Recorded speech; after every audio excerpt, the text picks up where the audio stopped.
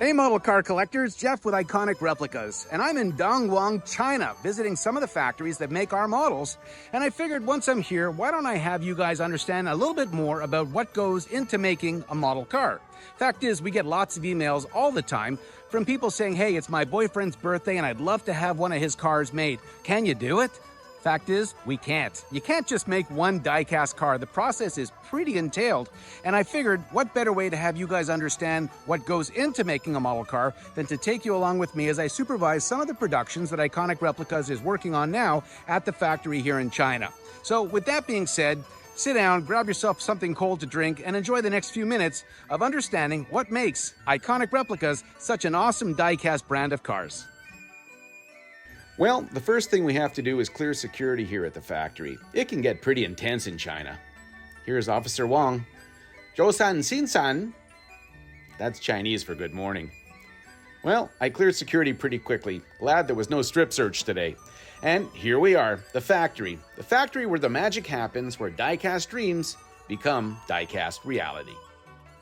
Here we are at the design studio. This is where it all begins. Oh, thank you. You can see a number of engineers are at work on all sorts of projects, and everything kind of begins at this point as the 3D digital samples are created, which is basically the foundation for any of the models that we work on.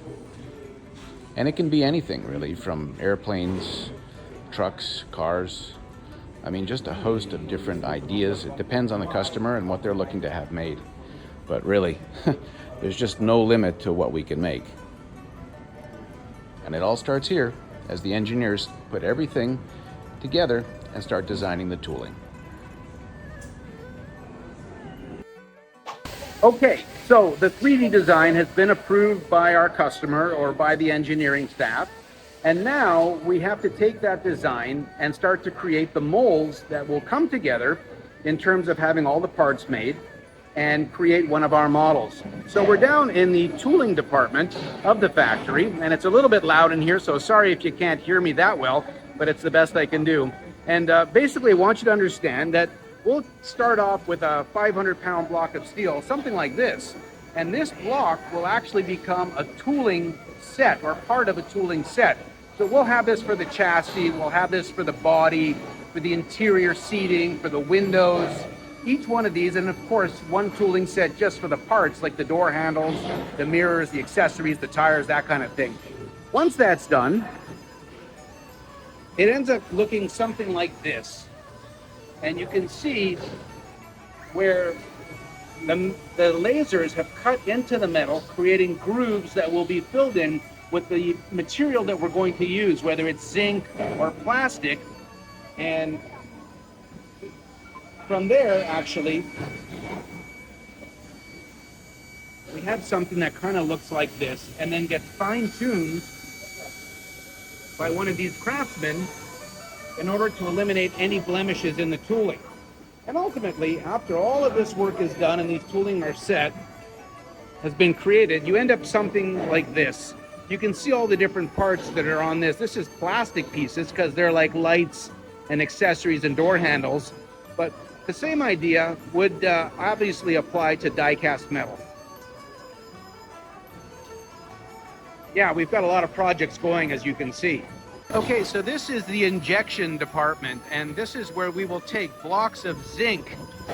Zinc is I guess it's a metal that is purchased on the commodity market, and we buy it by the ton, usually in blocks of 10,000 pounds at a time.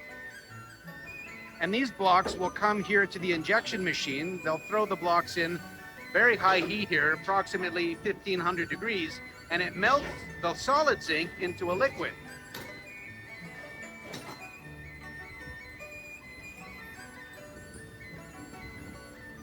You can see that's the tooling piece right there.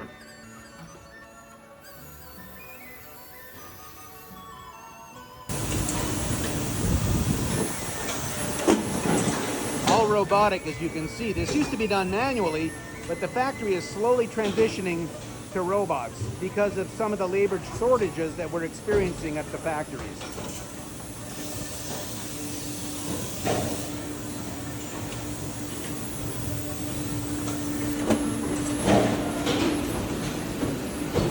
You can see where the model is being trimmed and all the parts that hold it in the tooling are being taken off before it proceeds to the next step.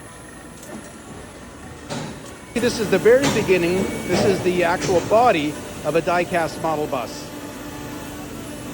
You can see when we're creating models, every little part has to be created. I mean, I'm not even sure what these are, but they're different components that will all come together in production, or assembly rather, as part of creating a die-cast model. So it's not really just a matter of, hey, I need one car made. It's a matter of, hey, I need all these parts made and all this production time and all the resources of this staff in order to create models, so people can at least start to understand that, yeah, that's probably the reason why we can't just make one model car or one model bus at a time. So now we have finished the injection process. We've trimmed and polished the models. They look something like this.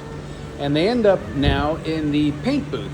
And you can see these are Mazda RX-7s, and they're being painted in a variety of different colors. They're hung here, and they go into the paint booth. Models are actually being painted. And of course it's done robotically. You get the bodies hanging on these racks that move slowly through the process, and the paint gun actually sprays the paint while the racks rotate, ensuring that all cars are painted evenly and from all sides, inside and out. And you end up having something like this. So now the body is painted, and it will now proceed to the next stage. This is where the parts get polished. This completely eliminates any blemishes that may have occurred in the painting process. After the bodies are painted, they come here to quality control, where each piece is visually checked as they are being spray masked at this point. So what does that mean? Well, in this particular case, only the bumper is being painted black. Hundreds and hundreds of black bumpers. How's your day going today? Yeah, that's what I thought. Okay, so we've got the spray masking. Now this is called tampo printing. So you can see these are just plain yellow doors. And this is a 4-color machine. And essentially, each one of these imprints a different color as part of the graphics that are going on this door. That you end up with something like this. Regardless of the process that we use to paint the cars, ultimately there's going to be a few that will be maybe oversprayed, not 100% correct. And that's what these women do, is they inspect every single car, and where they have to eliminate some of the spray, whether it's black in this case or pink, they do so with the matching paint by hand. So these are actually printing plates, and like in the case here where this arm had to be printed, you can see that's all that's on there. And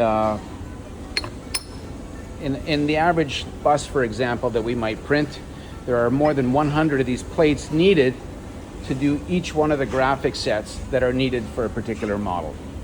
So this is part of the process here. So in addition to spray masking and tampo printing, there's sometimes when it's just an item that is so small that it has to be painted, or so intricate that it has to actually be applied with a water decal by hand.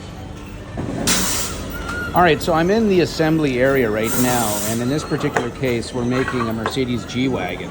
So essentially, you start with the chassis. You can see that the tires have already been put on the wheels. Then we attach the interior, and of course, this is all done a lot better than just one-handed. And then, of course, the body goes on. Yeah, that's a great job. This is why I'm not actually making the models, but that's the finished product. Well, no, not really. It looks more like this, where the mirrors have been applied, the wiper blades, and now this technician is actually attaching the vehicles to the base and then screwing in. And now this will go further down the production line to polishing and then final packaging before it gets put in boxes and shipped out to customers. Now you've seen where we make a lot of small cars, but we also make 1/8 scale cars, as is the case of this Citroën C4 rally car that's being assembled right now. And if ever you wanted to appreciate the level of detail that we can get on our die-cast cars, just take a look at this. This is a 1/8 scale car. And look at a fully plumbed engine. Remember, every one of these parts has to be made in order to put this car together. So the amount of work required to build something like this is really, well, pretty intense. This car actually is going to have sound and lights. And so the electronics have already been installed in the car. But all this to say that there's really no limitation to what we can and cannot make in the die-cast world. If you dream it, we can definitely build it. After we've finished assembling a model, the tooling set has to go back into storage. You can see these are all sorts of tools. I mean, this is a small fraction, but this pallet contains all the tooling required for one particular model. And it's all identified, it's got its license plate, and it goes back. We have a special warehouse where it's got temperature control, humidity control, and we can store these tools for up to 10 years or longer. And each tool is rated for approximately 100,000 die-cast vehicles.